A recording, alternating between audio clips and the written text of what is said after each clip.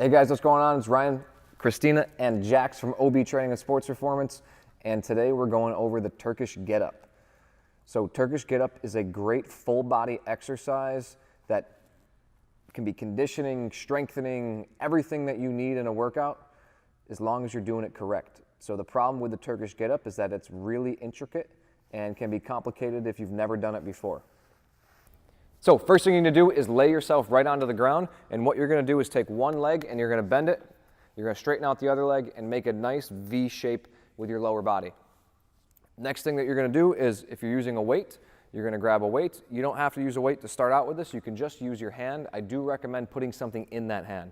So one of the tricks that we use to teach this is actually make people take their shoes off and have to balance a shoe in their hand.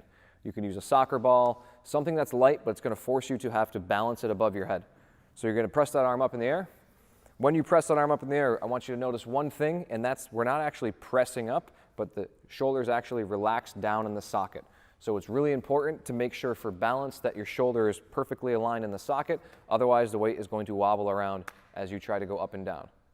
So from this position, we also have our arm laid out on the floor, and there is a nice V in the armpit area there. The first move you're going to make is to roll up onto that elbow. So as you can see, as she rolls up, she still has a nice straight line in the arm. It's still perfectly centered in the socket, and she's going to push this hand into the floor. So now she's in an upright position. Again, nothing has changed here, and if you watch her eyes looking at the kettlebell, that will help you keep everything in line and help you keep the weight above you. From here, she's going to drive hips into the air. So you want to push your hips nice and high. Then you're going to slide the leg underneath you.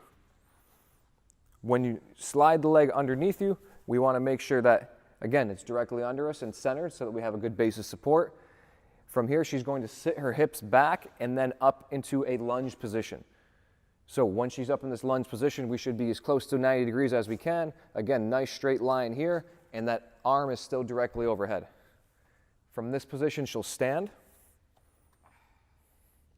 And then we have to reverse back down now. So she's going to lunge backwards. Now when she makes this move, rather than fall back and try to grab the ground, what she's going to do is actually kick her hip out to the side, which will allow her to bring the arm safely to the floor. She'll be able to lift and then kick the leg back out to the front position, lower herself down to the ground to a seated position, down to the elbow, and then eventually laying completely down. And then you can rest right now. So you notice each position is very specific. So as you go through it, you want to make sure you're hitting each position exact, so that way the kettlebell can stay safely stabilized over your head. If you don't take time to go through those positions specifically, if you try to rush through it, the kettlebell can become off balance and pull you different ways. That can be, one, very dangerous because you can drop the kettlebell. Two, it's also not going to be very good for your shoulder. It's going to be pulling on ligaments, tendons, rotator cuff. I'm sure you guys are familiar with that. It's not something that you want to have happen. So, back on the ground.